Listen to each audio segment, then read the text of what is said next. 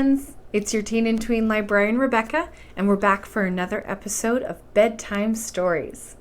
Last time we saw Axel figure out the key to unraveling the cipher of this strange parchment, and just as he was about to toss it into the fire so he can escape having to go on some crazy journey, I think, spoiler alert, I think he's gonna, his uncle bursts into the study. So tonight, we get to find out what happens. Does the uncle yell at him? Does he figure it out on his own? We're going to find out in Chapter 5. Enjoy.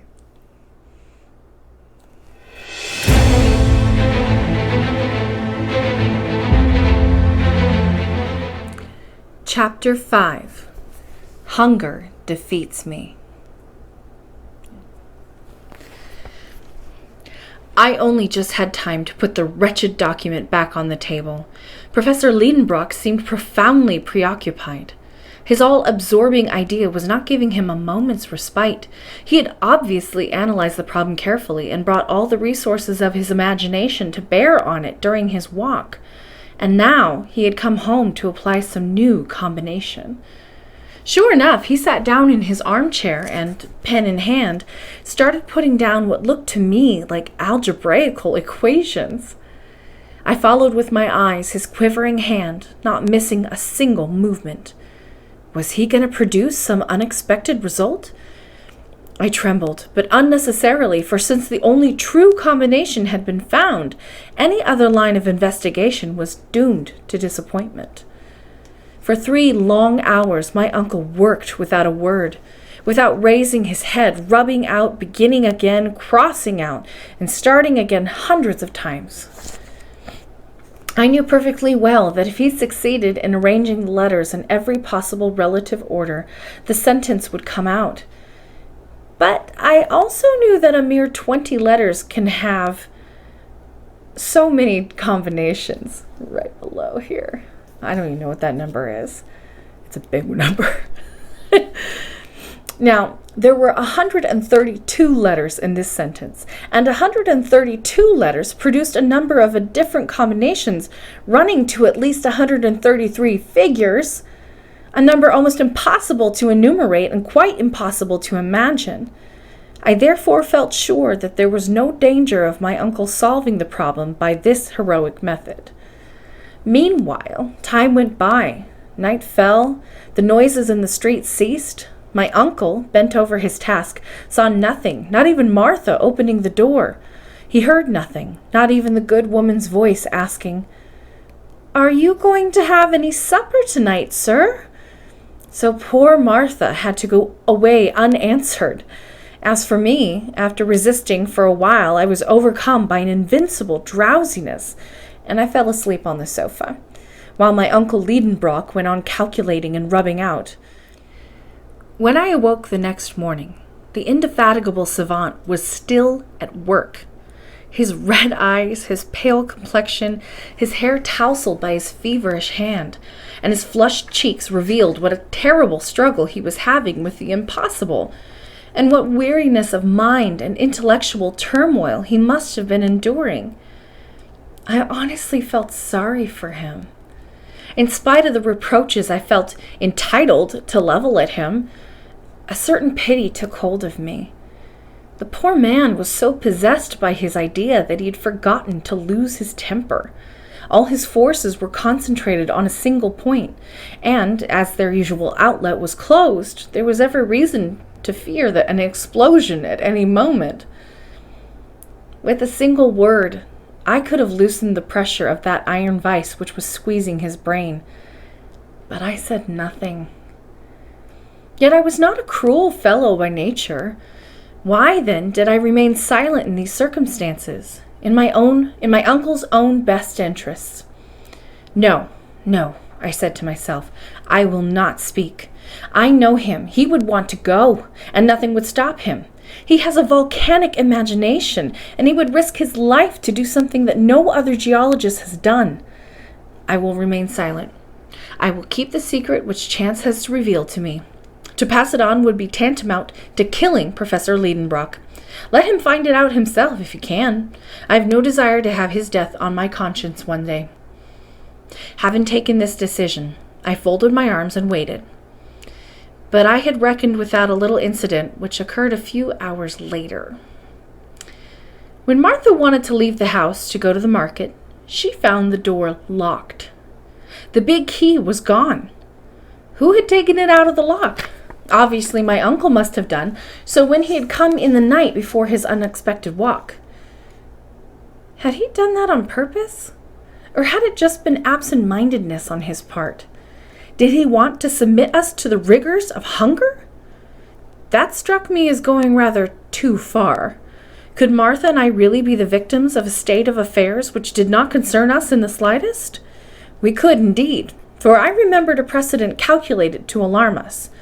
A few years before, when my uncle was working on his great mineralogical classification, he had gone 48 hours without eating, and the whole household had been obliged to share in that scientific fast. For my part, I had suffered stomach pains which had been anything but amusing for a lad with a healthy appetite. Now it seemed to me that breakfast was going to fail to appear, like supper the night before. All the same, I decided to be a hero and not give in to the demands of hunger. Martha took the whole thing very much to heart, and poor woman was greatly distressed. As for me, the impossibility of leaving the house distressed me even more, and for a very good reason, which you can imagine. My uncle went on working, his imagination far away in the ideal world of combinations.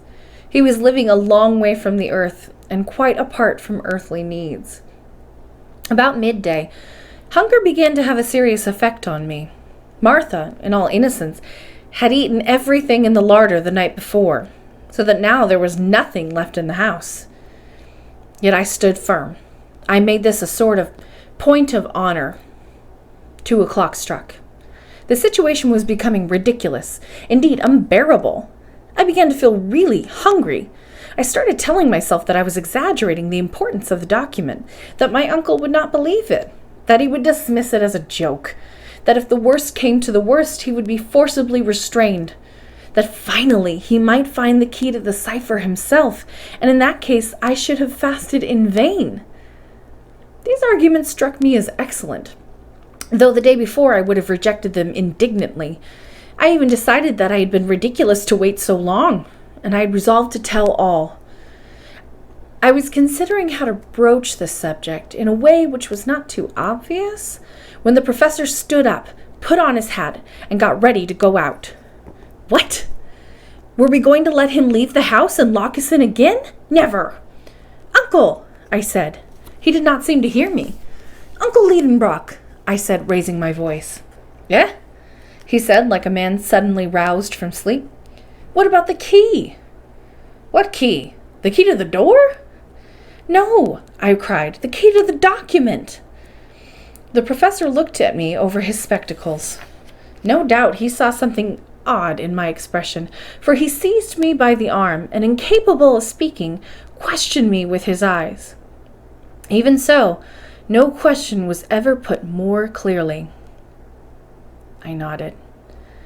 He shook his head with a sort of pity, as if he were dealing with a lunatic. I nodded more emphatically. His eyes glistened, and his hand tightened menacingly. This mute conversation in those circumstances would have aroused the interest of the most indifferent onlooker, and the fact is that I really had got to the stage where I no longer dared to speak. I was so afraid that my uncle would smother me in his transports of joy. But he became so insistent that I was finally compelled to answer. Yes, that key, I said. By chance... What's that you're saying? He exclaimed with indescribable emotion. There, I said, handing him the sheet of the paper on which I had written. Read that. But that's meaningless, he answered, crumpling the paper in his hand. Yes, if you start reading at the beginning, but if you read backwards... Before I had finished the sentence, the professor uttered a cry, or rather more than a cry, a positive roar. Light had suddenly dawned upon him. He was transfigured. Pouncing on the paper, with misty eyes and a broken voice, he read the whole document, working backwards from the last letter to the first. It read as follows. Which bad Latin may be translated thus. Descend into the crater of Sneffels Jökull, over which the shadow of Scartaris falls, before the kalends of July, bold traveler, and you will reach the center of the earth. I have done this. Arna Saknussemm. On reading this, my uncle gave a jump, as if he had unexpectedly received an electric shock. His courage, his joy, his self-assurance were wonderful to behold. He walked up and down. He held his head in both hands. He moved the chairs around. He stacked his books in piles. He juggled, incredible as it may seem, with his precious geodes. At last his nerves calmed down, and like a man exhausted by too lavish an expenditure of vital energy, he sank back into his armchair. "What time is it?" he asked after a few moments of silence. 3 o'clock, I replied. "Is it really? My dinner has gone down quickly. I'm dying of hunger. Let's have something to eat. After that, you can pack my box." "What?" I exclaimed. "And your own," said the pitiless professor, going into the dining room. And that's the end of chapter 5.